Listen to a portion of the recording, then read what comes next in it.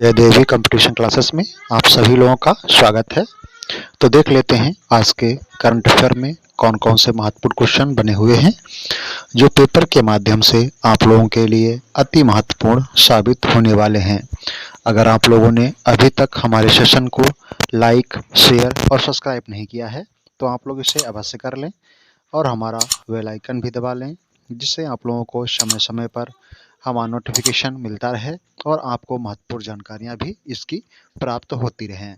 और हमारी PDF file प्राप्त करने के लिए आप लोग हमारे टेलीग्राम चैनल से जुड़ सकते हैं। टेलीग्राम चैनल पर जुड़ने के लिए हमारे डिस्क्रिप्शन बॉक्स को आप लोग चेक अवश्य कर लें।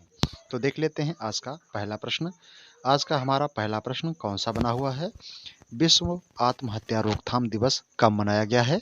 तो विश्व आत्महत्या रोकथाम दिवस कब मनाया गया है ये देखना है। तो इसमें हमारा ऑप्शन नंबर 1 है 7 सितंबर, ऑप्शन नंबर 2 है 8 सितंबर, ऑप्शन नंबर 2 है 9 सितंबर, ऑप्शन नंबर 4 है 10 सितंबर। तो इसमें से हमारा ऑप्शन नंबर कौन सही है? विश्व आत्महत्या रोकथाम दिवस कब मनाया गया है? तो ये मनाया गया है 10 सितंबर को। 10 सितंबर को विश्व आत्महत्या रोकथाम दिवस के रूप में प्रत्येक वर्ष मनाया जाता है। देख लेते हैं अभी तक हमारे सितंबर माह में कौन कौन से इम्पोर्टेंट डे हैं। तो देख लीजिए, 2 सितंबर को विश्व नारियल दिवस, 5 सितंबर को अंतर्राष्ट्रीय चैरिटी दिवस, 7 सितंबर को अंतर्राष्ट्रीय पुलिस सहयोग दिवस और 8 सितंबर को विश्व फिजियोथेरेपी दिवस एवं अंतर्राष्ट्रीय साक्षरता दिवस मनाया जाता है। 9 सितंबर को शिक्षा को हमले से बचाने के लिए अंतर्राष्ट्रीय दिवस और विश्व प्राथमिक चिकित्सा दिवस इसी दिन मनाया जाता है। कब मनाया जाता है? तो ये 9 सितंबर को। देख लेते हैं अगला प्रश्न। अगला प्रश्न हमारा हो जाएगा, किस देश ने 3 सितंबर को सनातन धर्म दिवस घोषित किया है? तो ये घोषित किया है अमेरिका ने। किसने? अमेरिका ने।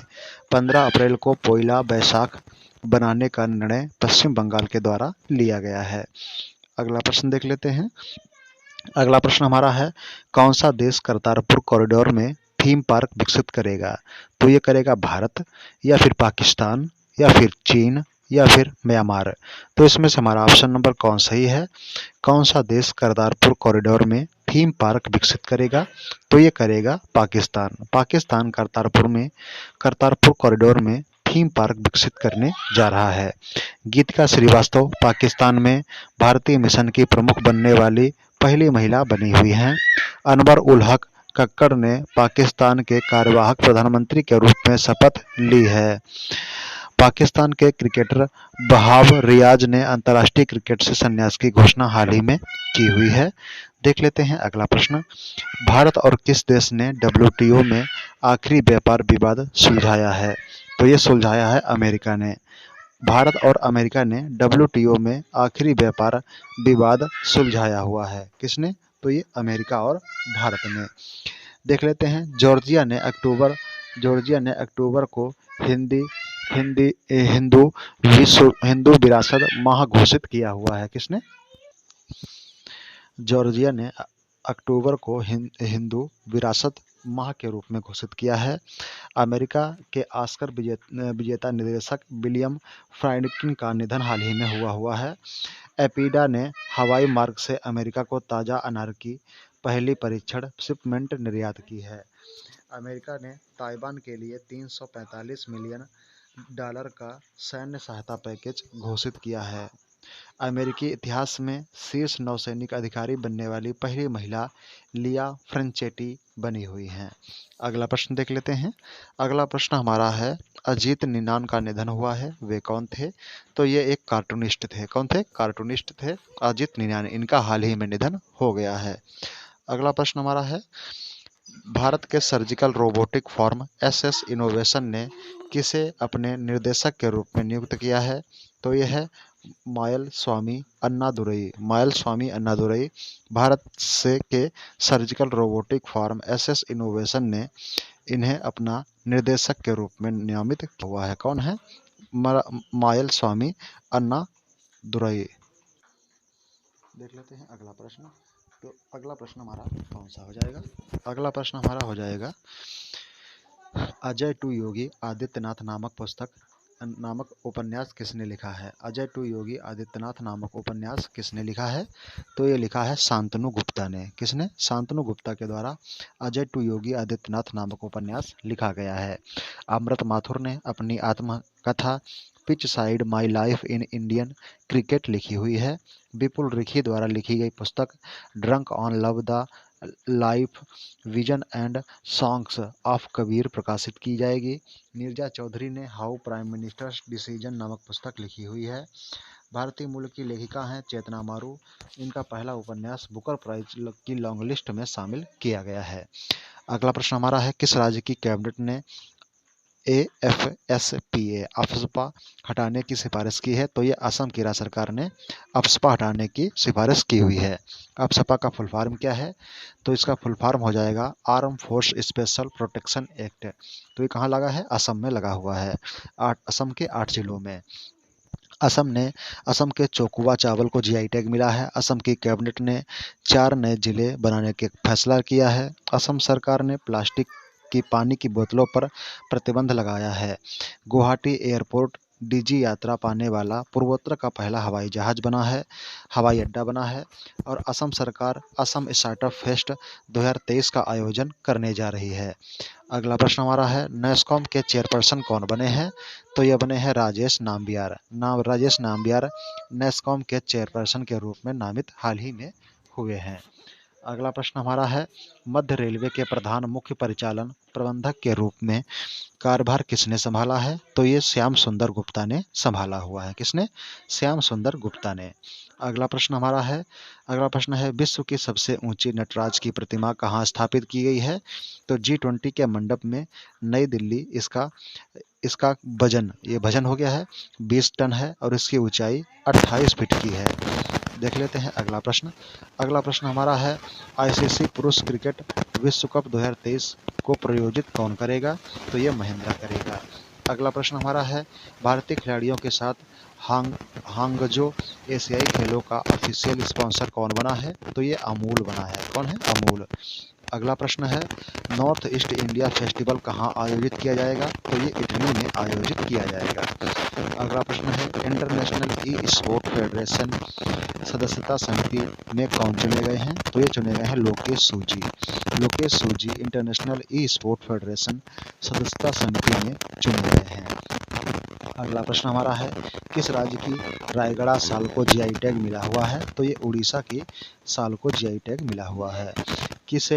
किसे ब्रिटेन के टॉप नॉन फिक्शन पुरस्कारों की लॉन्ग लिस्ट में शामिल किया गया है? तो डॉक्टर सिद्धार्थ मुखर्जी को ब्रिटेन की टॉप नॉन फिक्शन पुरस्कारों की लॉन्ग लिस्ट में शामिल हाल ही में किया गया है। अगला प्रश्न है, फैशन ब्रांड W ने किसे अपना ब्रांड एम्बेसडर बनाया है? तो ये अनुष्का शर्मा को बनाया है। स्वराज ट्रैक्टर्स के ब्रांड एम्बेसडर महेंद्र सिंह धोनी बने हैं। सेंचुरी मैट्रिक्स कंपनी ने PV सिंधु को अपना ब्रांड एम्बेसडर बनाया है। इंडियन ऑयल ने संजीव कपूर को अपना ब्रांड एम्बेसडर नियुक्त किया हुआ है। इन्फोसिस के ब्रांड एम्बेसडर राफेल नडाल और इगा स्वीटेक बने हैं। BPCL फैशन ब्रांड W ने किसे अपना ब्रांड एम्बेसडर बनाया है? तो ये अनुष्का शर्मा को बनाया है। Anushka Sharma fashion brand W ने अपना अनुष्का शर्मा को ब्रांड एम्बेसडर बनाया हुआ है। स्वराज ट्रैक्टर ने ब्रांड एम्बेसडर महेंद्र सिंह धोनी को बनाया है। सेंचुरी मैट्रिक्स ने PV सिंधु को अपना ब्रांड एम्बेसडर बनाया है और इंडियन ऑयल ने संजीव कपूर को अपना ब्रांड एम्बेसडर बनाया है। इन्फोसिस के ब्रांड एम्बेसडर हैं राफेल नडाल और इगा स्वीटेक। BPCL ने राहुल द्रविड़ को अपना ब्रांड एम्बेसडर बनाया है और प्लॉकक ने निवेशक और ब्रांड एम्बेसडर के रूप में करीना कपूर को साझेदारी की हुई है। Leading fintech personality of the year पुरस्कार किसने जीता है? तो ये जीता है अदीब अहमद ने। किसने? अदीब अहमद ने जीता हुआ है leading fintech personality of the year पुरस्कार। इंटरनेशनल एमी अवार्ड जीतने वाली पहली महिला भारतीय एकता कपूर बनी है। रेमन मैग्सेसे पुरस्कार 2023 रवि कन्नन ने जीता है। मिस अर्थ इंडिया 2023 का खिताब प्रियान सैन ने जीता है।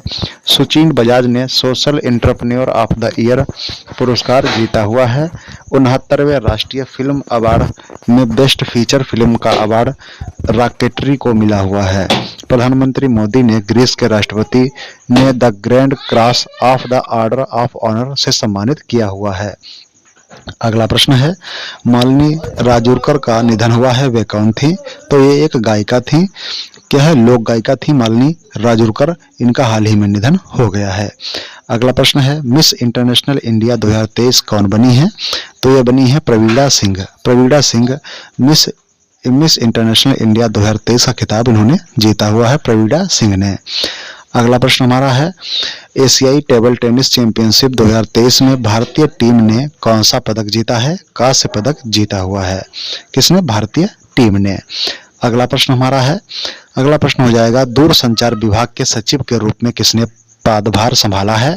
तो ये नीरज मित्तल ने दूरसंचार विभाग के सचिव के रूप में कार्यभार संभाला हुआ है। अगला हमारा नियुक्ति से संबंधित है, किस देश के शोधकर्ताओं ने स्टेम कोशिकाओं से कृत्रिम भ्रूण बनाया है? तो ये इजराइल की शोधकर्ताओं के द्वारा स्टेम कोशिकाओं से कृत्रिम भ्रूण बनाया गया है। यह भ्रूण 14 दिन तक जीवित पाया गया है, या 14 दिन तक ये जीवित रहा है भ्रूण। पीएम मोदी की सुरक्षा देने वाले एसपीजी अधिकारी का हाल ही में निधन हुआ है, वे कौन थे? तो अरुण कुमार सिंह हैं, जो एसपीजी कमांडो थे। इनका हाल ही में निधन हो गया है। एसपीजी कमांडो के ये निदेशक थे। ओके, इनका हाल ही में निधन हो गया है। अगला प्रश्न है, लक्ष्मी कुमारी चूड़ावत बाल साहित्य पुरस्कार किसे प्रदान किया गया है? तो अद्वैत जिंद को किया गया है। किसे? अद्वैत जिंद को लक्ष्मी कुमारी चूड़ावत बाल साहित्य पुरस्कार हाल ही में प्रदान किया गया है, लक्ष्मी चूड़ावत को। अगला प्रश्न है, दिल्ली विश्वविद्यालय के केंद्रीय हिमालय अध्ययन केंद्र का अध्यक्ष किसे नियुक्त किया गया है? तो ये बिंदुवासिनी पांडे को नियुक्त किया गया है। किसे? बिंदुवासिनी पांडे जी को। जी मारी मुथु का हाल ही में निधन हुआ है, वे कौन थे? तो ये एक तमिल अभिनेता थे, जी मारी मुथु। इनका हाल ही में निधन हो गया है। तो अब देख लेते हैं रिवीजन क्लास। तो आप लोग इसे लाइक और शेयर अवश्य करते रहिएगा, अपने दोस्तों के पास इसे ज़्यादा से ज़्यादा शेयर करते रहिएगा। तो रिवीजन क्लास में जल्दी देखते हैं। फर्स्ट रिवीजन है, किसे नए नागरिक उड्डयन सचिव के रूप में नियुक्त किया गया है? तो ये बी बुलवगनाम को नियुक्त किया गया है। अगला प्रश्न हमारा है, आर.एस. शिवाजी का निधन हुआ है, वे कौन थे? तो ये एक अभिनेता थे, आर.एस. शिवाजी। इनका हाल ही में निधन हो गया है। अगला प्रश्न है, किस देश की क्रिकेटर टीम के पूर्व कप्तान हीथ स्ट्रीट का निधन हुआ है? तो वे हैं जिम्बाब्वे के। इनका हाल ही में निधन हो गया है। अगला प्रश्न है, किस राज्य की विधानसभा के पूर्व अध्यक्ष सूरज पात्रो का निधन हुआ है? तो ये उड़ीसा के थे। इनका हाल ही में निधन हो गया है। अगला प्रश्न है, ग्लोबल एंटरप्रेन्योर समिट का लोगो और वेबसाइट कहाँ लॉन्च किया गया है? तो ये उत्तराखंड में लॉन्च किया गया है। आप लोग देखते रहिएगा। अगला प्रश्न है, लगातार 10वीं बार इटालियन ग्रैंड प्रिक्स किसने जीता है? तो ये मैक्स वर्स्टप्पन ने जीता हुआ है 10वीं बार इटालियन ग्रैंड प्रिक्स। अगला प्रश्न देख लेते हैं, सबल योजना दिव्यांग बच्चों के लिए कहाँ शुरू की गई है? तो ये हिमाचल प्रदेश में शुरू की गई है। अगला प्रश्न है, सात्विक सोलर रोप्स ने किसे अपना राष्ट्रीय ब्रांड एम्बेसडर बनाया है? तो ये रविंद्र जडेजा को बनाया हुआ है सात्विक सोलर रोप्स ने। अगला प्रश्न हमारा हो जाएगा, देख लेते हैं, नेशनल डायबिटोलॉजिस्ट का ऑफ द ईयर पुरस्कार किसने जीता है? तो ये नवीन अग्रवाल ने जीता हुआ है। अगला प्रश्न हमारा है, एन बालरमथी का निधन हुआ है, वे कौन थे? तो ये एक वैज्ञानिक थे, हार्ट अटैक की वजह से इनकी मृत्यु हो गई है। चंद्रयान 3 के काउंटडाउन में इन्होंने अपनी आवाज दी हुई थी। कौन है? एन बालरमथी। अगला प्रश्न है, अमित एस तेलंग को किस देश में भारत के अगले उच्चायुक्त के रूप में नियुक्त किया गया है? तो ये गुयाना नाम में किया गया है, अफ्रीकन कंट्री है। ये 2005 बैच के आईएफएस अधिकारी हैं। अगला प्रश्न देख लेते हैं, डॉक्टर बीजी पटेल मेमोरियल अवार्ड 2023 से किसे सम्मानित किया गया है? तो ये सत्यजीत मजूमदार सम्मानित किया गया है बीजी पटेल मजूमदार अवार्ड से।